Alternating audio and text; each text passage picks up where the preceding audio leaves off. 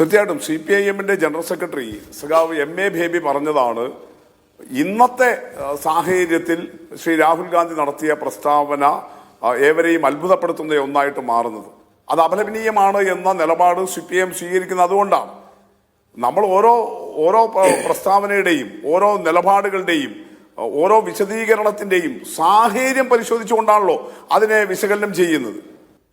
അത് നേരത്തെയുള്ള സാഹചര്യത്തെ അല്ലല്ലോ നമ്മളിപ്പോൾ വിലയിരുത്തുക. ഇപ്പോ മുസ്ലിം ലീഗ് ചത്ത കുതിരയാണ് എന്ന് പണ്ഡിറ്റ് ജവഹർലാൽ നെഹ്റു പറഞ്ഞിട്ടില്ലേ? അത് ഇവിടെ ഈ കേരളത്തിൽ വന്നിട്ടില്ലേ പറഞ്ഞത്? കോഴിക്കോട് കടപ്പുറത്തെ പൊതുയോഗത്തിലല്ലേ പറഞ്ഞത് മുസ്ലിം ലീഗ് ചത്ത കുതിരയാണ് എന്ന്?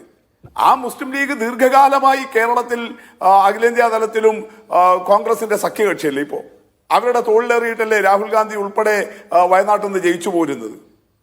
അപ്പോൾ അന്ന് പണ്ഡിറ്റ് നെഹ്റു എടുത്ത നിലപാടനുസരിച്ചാണെങ്കിൽ ഈ മുസ്ലിം ലീഗിനെ കൂടെ നടത്താൻ വേണ്ടിയിട്ട് കോൺഗ്രസിന് പറ്റുമോ? ആ മുസ്ലിം ലീഗിന് കോൺഗ്രസിന്റെ കൂടെ പോകാൻ പറ്റുമോ? അപ്പൊ അന്നത്തെ സാഹചര്യം, ഇന്ത്യ വിഭജനത്തിന്റെ കാലം, അന്ന് മുഹമ്മദ് അലി ജിന്നയുടെ ഓൾ ഇന്ത്യ മുസ്ലിം ലീഗിനെതിരെ അത് രാജ്യത്ത് പ്രത്യേകിച്ച് വടക്കേ ഇന്ത്യയിലേക്ക് ഉണ്ടായിട്ടുള്ള അമർഷം നിറഞ്ഞൊരു സാഹചര്യം. അതുകൊണ്ട് ദേശീയ തലത്തിൽ അന്ന് കോൺഗ്രസ് അങ്ങനെ ഒരു നിലപാട് സ്വീകരിച്ചിട്ടുണ്ട്. പിന്നീട് ഇന്ത്യയിൽ സ്വതന്ത്ര ഇന്ത്യയിലെ നിലപാടുകൾ മാറി. അപ്പൊ ഓരോ കോണ്ടെക്സ്റ്റ് ആണല്ലോ നമ്മൾ അതിനെ കാണുക, ഓരോ സന്ദർഭത്തെയാണല്ലോ കാണുക. അപ്പൊ ഇന്നത്തെ സന്ദർഭം ഏതാ? ഇന്ത്യയിലാകെ ഈ നവ ഫാഷിസ്റ്റ് സാഹചര്യത്തിനെതിരായിട്ടുള്ള വലിയ പ്രതിഷേധങ്ങൾ ഉയർന്നു വരുന്ന ഒരു കാലം. വളരെ വിശാലമായ മുന്നണികൾ രൂപപ്പെടുന്നു. അഭിപ്രായങ്ങൾ 100 കൂട്ടമുണ്ട്.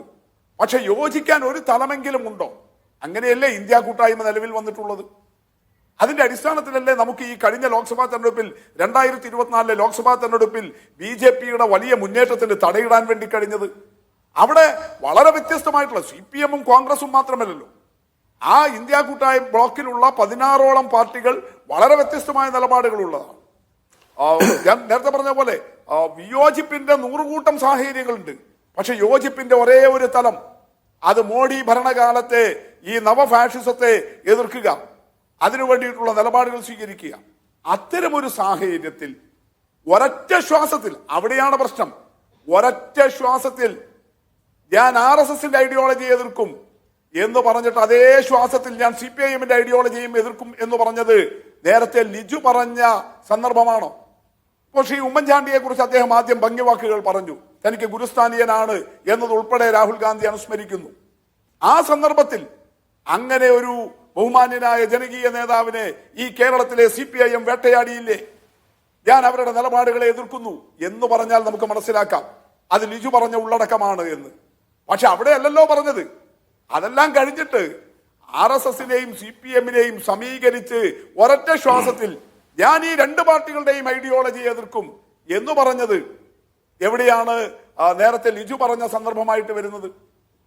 അങ്ങനെ ഒരു സന്ദർഭമാണോ അത്? ഇനി ലിജു പറഞ്ഞതിൽ തന്നെ ഞാൻ അതിന്റെ മറ്റു വിശദാംശങ്ങളിലേക്ക് പോകുന്നില്ല. CPIM അങ്ങനെ ഒരു വേട്ടയാടലും ഒറ്റ തിരിഞ്ഞ് ഉമ്മൻചാണ്ടിക്കെതിരെ നടത്തിയിട്ടില്ല. ശ്രീ K മുരളീധരനൊക്കെ DIC രൂപീകരണ യോഗത്തിൽ ഈ ഉമ്മൻചാണ്ടിയെ കുറിച്ച് പ്രസംഗിച്ച കാസറ്റുകൾ ലിജുവിന്റെ കയ്യിലും ഉണ്ടല്ലോ. CPM-ന്റെ ഒരു നേതാവും അങ്ങനെ പറഞ്ഞിട്ടില്ല. എന്ന് മാത്രമല്ല, ശ്രീ ഉമ്മൻചാണ്ടിയുടെ ആത്മകഥാപരമായ ജീവകഥാപരമായ 2 പുസ്തകങ്ങൾ ഇറങ്ങിയല്ലോ. അതെല്ലാം പ്രതിപാദിക്കുന്ന ഒരു കാര്യമില്ലേ? ഉമ്മൻചാണ്ടിയുടെ കുടുംബവുമായി ബന്ധപ്പെട്ട് ഒരു ആരോപണം ഉയർന്നു വന്ന് അത് CPIM-ന്റെ വേദികളിൽ എത്തിച്ചപ്പോൾ അന്ന് CPIM-ന്റെ സംസ്ഥാന സെക്രട്ടറി ആയിരുന്ന പിണറായി വിജയൻ എടുത്ത നിലപാട്, ഇല്ല, ഞങ്ങൾ ഈ വിഷയത്തെ രാഷ്ട്രീയമായിട്ട് ഏറ്റെടുക്കില്ല, അങ്ങനെ കുടുംബത്തിനകത്തുള്ള വിഷയമൊന്നും രാഷ്ട്രീയത്തിൽ കൊണ്ടുവരേണ്ടതല്ല, ഈ നിലപാട് CPIM എടുത്തിട്ടുണ്ട്. അതിനെ അത് ഒരു സൈദ്ധാന്തിക വിമർശനം എന്ന നിലയിൽ അതിൽ കേരളത്തിൽ രാഷ്ട്രീയം വിടുക, സൈദ്ധാന്തിക വിമർശനം എന്ന നിലയിൽ തന്നെ എടുക്കുക. ഇപ്പോൾ രാഹുൽ ഗാന്ധിക്ക് CPM-നോട് സൈദ്ധാന്തികമായ വിയോജിപ്പ് പുലർത്തിക്കൂടെ, സൈദ്ധാന്തികമായി എതിർത്തുകൂടെ? ഉദാഹരണത്തിന് കോൺഗ്രസ് എന്ന് പറയുന്ന ഒരു സെൻട്രൽ ലെഫ്റ്റ് സോഷ്യലിസ്റ്റ് പാർട്ടിയാണ്, സോഷ്യലിസ്റ്റ് സ്വഭാവമുള്ള ഒരു പാർട്ടിയാണ്. നിങ്ങളാകട്ടെ ഭരണഘടനയിൽ ഒരു കമ്മ്യൂണിസ്റ്റ് മാർക്സിസ്റ്റ് ലെനിനിസ്റ്റ് പാർട്ടിയാണ്. അപ്പോൾ എനിക്ക് അതിനോട് പ്രത്യയശാസ്ത്രപരമായ വിയോജിപ്പുണ്ട് എന്ന് പറയുന്നത് പ്രായോഗിക രാഷ്ട്രീയ സഹകരണത്തിൽ എങ്ങനെയാണ് തടസ്സമാവുക? അത് നിങ്ങൾ ഞാൻ അതാ പറഞ്ഞത്, അതിന് പറയുന്ന ശ്വാസമാണ് പ്രശ്നം, ആ പറയുന്ന സന്ദർഭമാണ് പ്രശ്നം. RSSന്റെ ഐഡിയോളജി എതിർക്കും എന്ന് പറഞ്ഞ അതേ ശ്വാസത്തിൽ പറയേണ്ടതാണോ CPIM-ന്റെ ഐഡിയോളജി എതിർക്കും എന്നുള്ളത്? അവിടെയാണ് വ്യത്യാസം. പറയുന്ന സന്ദർഭമാണ്, അതിന്റെ സമീകരണമാണ് പ്രശ്നം. RSSന്റെ ഐഡിയോളജിയോട് നിങ്ങൾക്ക് CPIMന്റെ ഐഡിയോളജിയെ കണ്ണിയേർക്കാൻ പറ്റുമോ? നിങ്ങൾ നോക്കൂ, ശ്രീലങ്കയിൽ ഇപ്പൊ അധികാരത്തിലിരിക്കുന്ന പാർട്ടി ഏതാ? ജനതാ വിമുക്തി പെരുമേന. അവരുടെ ഐഡിയോളജി ഏതാ? മാർക്സം ലെനിനിസം. ഈ അനുരാഗ് കുമാര സിദ്ധനായക്, ശ്രീലങ്കയുടെ ഇപ്പോഴത്തെ പ്രസിഡന്റ്, ആ മാർക്സിസത്തിൽ വിശ്വസിക്കുന്നയാൾ. ചിലിയിലെ തെരഞ്ഞെടുപ്പിന്റെ വാർത്തകൾ മാധ്യമത്തിലും വന്നല്ലോ. അവിടെ ഇപ്പോ പ്രസിഡന്റ്ഷിപ്പ് തെരഞ്ഞെടുപ്പിലേക്ക് മുന്നിൽ നിൽക്കുന്നത് ചിലിയൻ കമ്മ്യൂണിസ്റ്റ് പാർട്ടിയുടെ നേതാവ് ജാനറ്റ്. നിങ്ങൾ നോക്കൂ, ലോകത്താകെ വലിയ സ്വീകാര്യതയുള്ള ഒരു ഐഡിയോളജിയാണ്. ഈ ഇന്ത്യയിൽ ഇങ്ങനെ ഈ നൃശംസീയമായിട്ടുള്ള വർഗീയതയും വംശീയതയും വളർത്തിയെടുത്ത് അങ്ങേയറ്റം അപകടകരമായ നിലയിൽ ഇന്ത്യയെ ഒരു മതരാഷ്ട്രമാക്കിയെടുക്കാനുള്ള അജണ്ടയുമായിട്ട് പോകുന്ന അത്തരമൊരു RSSന്റെ ഫാഷിസ്റ്റ് ഐഡിയോളജിയോട് തുലനം ചെയ്യേണ്ടതാണോ മാർക്സം ലെനിനിസത്തെ, കമ്മ്യൂണിസ്റ്റ് പാർട്ടിയുടെ ഐഡിയോളജിയെ? അപ്പൊ അതാണ് പ്രശ്നം. ഞാൻ അതല്ല പറഞ്ഞത്. അദ്ദേഹം ആ പ്രസംഗത്തിൽ RSSനെ വിമർശിച്ച് കുറച്ച് കഴിഞ്ഞ് കമ്മ്യൂണിസത്തെയും CPIMനെയും വിമർശിച്ചാൽ ആളുകൾക്ക് ബോധ്യപ്പെടും. എന്നാൽ ഒരൊറ്റ ശ്വാസത്തിൽ ഇത് പറഞ്ഞു വെക്കുമ്പോൾ രാഹുൽ ഗാന്ധിയെ പോലെ ഇന്ത്യയിലെ ഈ മതനിരപേക്ഷ മുന്നണിക്ക് നേതൃത്വം നൽകേണ്ട ഇന്ത്യയിലെ പാർലമെന്റിനകത്തെ ലോക്സഭയ്ക്കകത്തെ പ്രതിപക്ഷ നേതാവിന്റെ നിലപാട്, അദ്ദേഹം വെറും ഒരു കോൺഗ്രസ് നേതാവ് മാത്രമല്ലല്ലോ. അവിടെയാണ് പ്രശ്നം. RSSന്റെ ഐഡിയോളജിയോട് സമീകരിച്ച് പറയാൻ കഴിയുമോ? അപ്പൊ അതിന്റെ ആർക്കാണ് നിങ്ങൾ ഒരു മാന്യത കൊടുക്കുന്നത്?